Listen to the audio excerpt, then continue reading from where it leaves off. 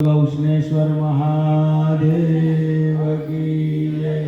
આજે આપણે આ મધવાસ નિવાસ સ્થાને ભગવાન ગૌષ્ણેશ્વર મહાદેવના સાનિધ્યમાં પુણ્ય પવિત્ર માસ એટલે શ્રાવણ માસ, શ્રાવણ એટલે શ્રવણ કરવું અને શ્રમ પણ કરવો, એનું નામ શ્રાવણ।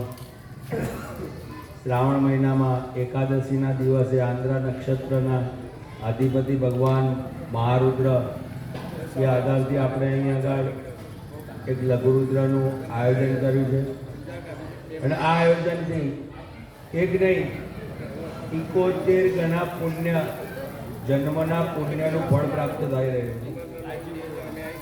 આપણી 72મી પેઢી જ્યારે જન્મ લેશે ત્યારે આ સંસ્કાર લઈને આવશે, ત્યાંથી આપણા મનની અંદર આત્મારૂપી વિરાજમાન ભગવાન આજે કંઈક કરી રહ્યો છે, એ કરી રહ્યો છે। જ્યારે પણ 72મી પેઢી અવતરશે તમારી ત્યાં, ત્યારે પણ તમારી ત્યાં કોઈ ધાર્મિક પરિવર્તન આવશે, ચોક્કસ કર્યું હશે તો આવશે।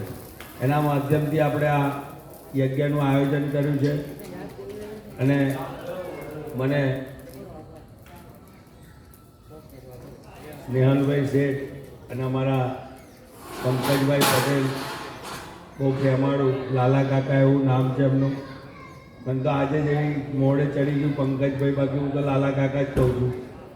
એમને આજે મનની અંદર કોઈ પણ સંકોચ રાખ્યા વગર 1 મિનિટની અંદર ભૂમિદા રાજા પ્રસન્નમ તો ભૂમિદાનમ, સાધુ બ્રાહ્મણ પ્રસન્નમ તો આશીર્વાદ દાનમ, કે આજે આજના દિવસે શુભ સંકલ્પ કરી અને મારે એક ધાર્મિક ક્ષેત્ર બનાવવાનો એક આશય છે કે આશ્રમ ક્ષેત્ર બનાવું અને ત્યાં આવા અનેક પ્રકારના યજ્ઞો થાય અને બ્રાહ્મણના પુત્રો ત્યાં સંસ્કાર લે, એવી મારી પ્રબળ ઈચ્છા છે। એટલે હું આ સ્થાન ઉપર એક ધર્મક્ષેત્ર બનાવવાની મારી ઘણી બધી ઈચ્છા છે અને મારી ઈચ્છાને પૂરી કરવા લાલા કાકા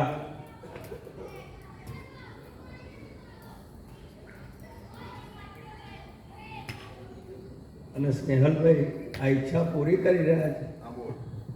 અંતઃકરણથી મારા આશીર્વાદ છે કે પરમાત્મા મારો નાથ ગૌષ્ણેશ્વર મહાદેવ એમને આરોગ્ય, ઐશ્વર્ય અને એમની અભિવૃદ્ધિ થાય। અહીંયા યજ્ઞમાં બેઠેલા તમામ મારા ભક્તોને પણ મારા આત્માથી, શ્રદ્ધાથી અને બહુ વિનયપૂર્વક આશીર્વચન આપું છું કે તમે 1 રૂપિયો દાન કરશો, તમારું અનેક ગણું પુણ્ય વધશે। તમારું જોઈને તમારો પરિવાર કરશે અને એ પરિવારની અંદર એ સંસ્કાર લાગશે એટલે અનેક પેઢીઓ સુધીને ચાલશે।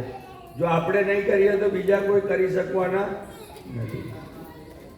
તો આ પૈસાનું દાન તો આ સંસારને ચલાવવા માટે બતાવ્યું છે, પણ જે આ કન્યાદાન, ગજદાન, ભૂમિદાન, આ બધા દાનો અનેક પ્રકારના જે રાજા કરી શકે છે અને હું એ આશા રાખું છું કે બધા જ મારા અહીંયા બિરાજમાન યજમાન, મારા ભક્તો બધા ચક્રવર્તી રાજા બને એવી આશા રાખું છું। બોલો ગૌષ્ણેશ્વરમાં